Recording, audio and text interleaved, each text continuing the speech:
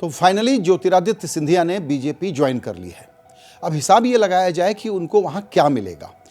अगर वो मुख्यमंत्री बनते हैं तब तो कहा जाएगा कि उन्होंने एक ऐसा गेम खेला जिसमें वो सक्सेसफुल हो गए और बीजेपी ने उनको कुछ एमएलएस को साथ में लेके आने के कारण मुख्यमंत्री बना दिया।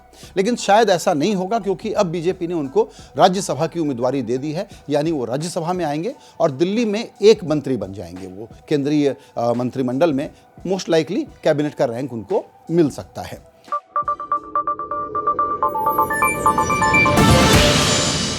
अगर वहां पर शिवराज सिंह चौहान मुख्यमंत्री बन जाते हैं तो ऐसे में राज्य की राजनीति में ज्योतिरादित्य सिंधिया की भूमिका क्या होगी? क्योंकि जो बात सामने आ रही है उसमें बात तो यही थी ना, सारा झगड़ा इस बात का था कि कमलनाथ और दिग्विजय सिंह मिल करके उनको मध्य प्रदेश की राजनीति में वो स्पेस नहीं दे रहे जो वो डिज़र्व करते हैं, वो सम्मान नहीं दे रहे वो जो डिज़र्व करते हैं। और जब उन्होंने दिल्ली की लीडरशिप से बात करने की कोशिश की तो वहाँ से उनको जो भी रिस्पॉन्स मिला होगा जाहिर है कि निराशाजनक मिला होगा। उसी का नतीजा ये है कि उन्होंने कांग्रेस पार्टी को छोड़ करके वहाँ जाने का फैसला किया बीजेपी में, जिसको वो लगातार फील्ड में जब थे और कैंपेन कर रहे थे कांग्रेस की तरफ से तो आलोचनाएं करते थे।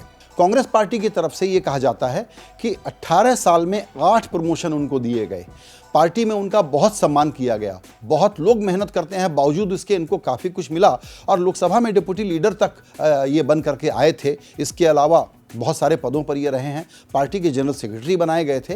तो उनकी ये जो शिकायत है कि पार्टी में उनको जो वो डिज़र्व करते हैं वो नहीं मिला, ये गलत है। हाँ, ये हो सकता है कि अगर आपको लगता है कि कांग्रेस अब अपोजिशन में ही रहने वाली है, मध्य प्रदेश में मेरा रोल नहीं बढ़ रहा और ऐसे में या मैं मुख्यमंत्री नहीं बन पा रहा, कमलनाथ ही वहाँ बने रहेंगे, ऐसे में मैं अपने और ग्रीनर पॉस्चर्स को देखूं, तो उन्होंने बीजेपी में जाने का फैसला तो कर लिया। लेकिन बीजेपी जिन बाहर के लोगों को अपनी पार्टी में लेती है उसके बारे में उनके यहाँ बिल्कुल क्लियर मॉडल है, वो कैसे काम करता है इसको समझ लें।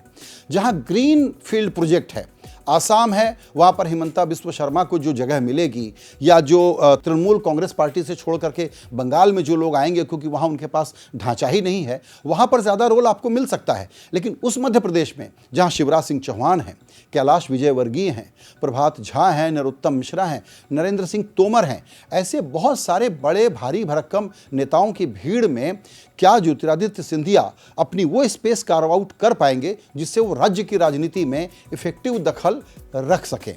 हमको लगता है कि शायद ऐसा होना बहुत मुश्किल होगा, क्योंकि बीजेपी में होगा कि बाहर के लोगों को आप तवज्जो दे रहे हैं। तो ऐसे में क्या होगा कि शिवराज सिंह चौहान के नेतृत्व में एक सरकार बनेगी जिसमें ज्योतिरादित्य सिंधिया के कुछ लोग मंत्री बन जाएंगे, लेकिन उसमें ज्योतिरादित्य सिंधिया का जो जिसको कहते हैं पॉलिटिकल वजन बढ़ना, आगे की भविष्य की तैयारी करना, उसके लिए कोई ज़मीन बीजेपी देगी या नहीं देगी, ये एक बड़ा विवाद है जिस पर सब लोग अभी बहस कर रहे हैं, स्पेकुलेट करने की कोशिश कर रहे हैं। इसीलिए हम इसकी अलग अलग एस्पेक्ट की चर्चा आपके सामने भी रख रहे हैं। गुना ग्वालियर की राजनीति की अगर चर्चा करें तो उसमें एक बात और ध्यान देने की है, वो ये है कि वहाँ से ज्योतिरादित्य हमेशा चुनाव लड़ते आए हैं, या पहले वहाँ से इनके पिता भी लड़ते थे। वहाँ पर पिछले 3 चुनाव का अगर हिसाब लगाएं तो 2009 में 63% का वोट, 2014 में 53% का वोट और 2019 में ये सीट हार गए थे वो, जहां उनको मिला 40% से थोड़ा ऊपर का वोट। तो एक प्रकार से वहां पर अपने फीफडम में, अपने खुद के इलाके में जिसके बल पर, उन 4-5 इलाकों के बल पर ज्योतिरादित्य की राजनीति चलती है, वहाँ पर भी एक रिसीडिंग वोटिंग पैटर्न भी उनके लिए हेडेक था। क्या वो बीजेपी में आकर के रिपेयर हो जाएगा?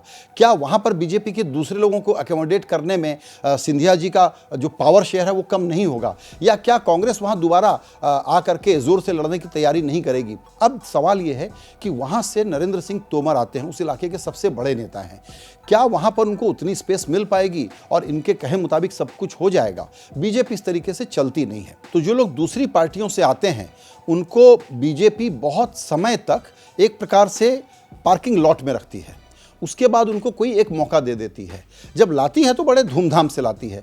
उसका एक उदाहरण आप देख लें कि जब मेनका गांधी ने कांग्रेस छोड़ करके बीजेपी ज्वाइन किया था, या वरुण गांधी भी साथ में बीजेपी में आए, दोनों का एक मंत्री पद, एक का एमपी बनना, ये वगैरह सब चलता रहा, लेकिन ये वन ऑफ द मिनिस्टर बनकर रह गए, खास करके तब जबकि आज की बीजेपी बहुत ही सेंट्रलाइज्ड सिस्टम में चलती है और 2-4 मंत्रियों को छोड़ दें तो बाकी सब लोग एक प्रकार से उस तरह से अहम रोल में नहीं है जो उनके बारे में एक पब्लिक परसेप्शन बनाया जा सकता है या लोग बनाते रहते हैं। ऐसे में एक दूसरा उदाहरण देना चाहूँगा, जैसे जयंत सिन्हा लाए गए, उनको MOS फाइनेंस बनाया गया, उसके बाद उससे हल्का मंत्रालय दिया गया, फिर जीत के आए, लेकिन अब उनको कोई मंत्रालय नहीं मिला है। उनके पिता यशवंत सिन्हा बहुत लंबे इंतजार के बाद किसी तरीके से वाजपेयी जी के ज़माने में वित्त मंत्री बन पाए थे। तो क्या पद मिलेगा और वो पद पावर लिवरेज के हिसाब से कितना इंपॉर्टेंट है, इसमें बाहर से आए हुए लोगों को बड़ी दिक्कत होती है। और यहाँ पर जो सोच के आए हैं ज्योतिरादित्य सिंधिया, वो आसानी से और जल्दी से हो जाए, ये बीजेपी का मिजाज नहीं है, क्योंकि बीजेपी के पास अपने बहुत लोग हैं। एक और मुद्दा कांग्रेस पार्टी के बारे में बार बार डिस्कशन में आता है, वो ये है परिवारवाद वर्सेस डेमोक्रेटिक नॉर्म्स, और दूसरी बात आती है यंग वर्सेस ओल्ड। ये मुझे लगता है थोड़ा सा डिबेट को पर्सपेक्टिव में समझने की ज़रूरत है।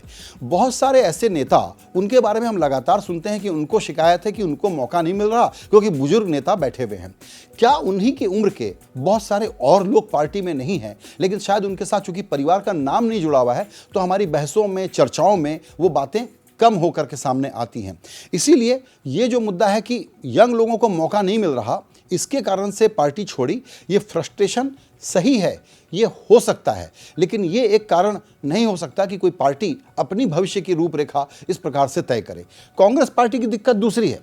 कांग्रेस पार्टी की दिक्कत यह है कि काउंटर आइडियोलॉजी कैसे करे, वो उसका नैरेटिव नहीं ढूंढ पा रही है। सेंट्रल लीडरशिप के लेवल पर उसके स्ट्रक्चर और उसका सक्सेशन प्लान पूरा ठीक से हैंडल नहीं हो पा रहा है। ये ट्रांजिशन पीरियड बहुत लंबा चल गया है, ये एक अनिर्णय है और उसके कारण लोगों का नाराज होना स्वाभाविक है। तो हम ये वैल्यू जजमेंट पास नहीं कर रहे कि कांग्रेस पार्टी में जो कमजोरियां हैं उसके कारण लोग क्यों न छोड़ें, बिल्कुल छोड़ें, लेकिन जो छोड़ रहे हैं और जो दूसरे ग्रीनर पोस्चर में जा रहे हैं, वहां नफे नुकसान का हिसाब देखा जाए, इसकी एनालिसिस को हम करने की सिर्फ कोशिश कर रहे हैं। और कांग्रेस पार्टी की जो दूसरी दिक्कत है वो यही है कि वो जिन लोगों के बारे में मालूम है कि ये पोटेंशियल लोग हैं, नाराज हो सकते हैं, इनको अकोमोडेट करना काम है, उनसे इस पार्टी में संवाद ही नहीं है। ये बहुत सारे नेता मिलते हैं जो कहते हैं कि दिल्ली में जाकर के कांग्रेस पार्टी में हम बात किससे करें, किससे हमको क्लैरिटी मिले और गाइडेंस मिले, ये हमको पता ही नहीं चलता। तो ये सब वो अननोन्स हैं जो हमेशा पॉलिटिक्स में बने रहते हैं, आगे भी बने रहेंगे। लेकिन यहाँ पर नेट रिजल्ट ये देखा जाएगा इस वक्त कि ज्योतिरादित्य जो एक फ्रस्ट्रेशन में नाराज होकर, निराश होकर के कांग्रेस पार्टी को छोड़ के जा रहे हैं, उनको बीजेपी में क्या मिल रहा है। क्योंकि याद रखिएगा कि बीजेपी इस बात के लिए जानी जाती है कि ऑर्गेनाइजेशनल ज़रूरतों के लिए इंडिविजुअल की सेवा ली जाएगी। कैलाश विजयवर्गीय को तो सबसे नाराज़ आदमी होना चाहिए, क्योंकि वो उनको लगता है कि वो सबसे ज़्यादा डिजर्व करते हैं, लेकिन शिवराज सिंह चौहान लगातार वहाँ मुख्यमंत्री बने रहे तो भी वो पार्टी में टिके रहते हैं, पार्टी का काम करते रहते हैं। लेकिन कोई इंडिविजुअल एस्पिरेशन को एकोमोडेट करने के लिए ऑर्गेनाइजेशन में बदलाव किया जाए, ये बीजेपी का तौर तरीका नहीं है। मेरा ख्याल है कि सिंधिया जी इस बात को समझते भी होंगे।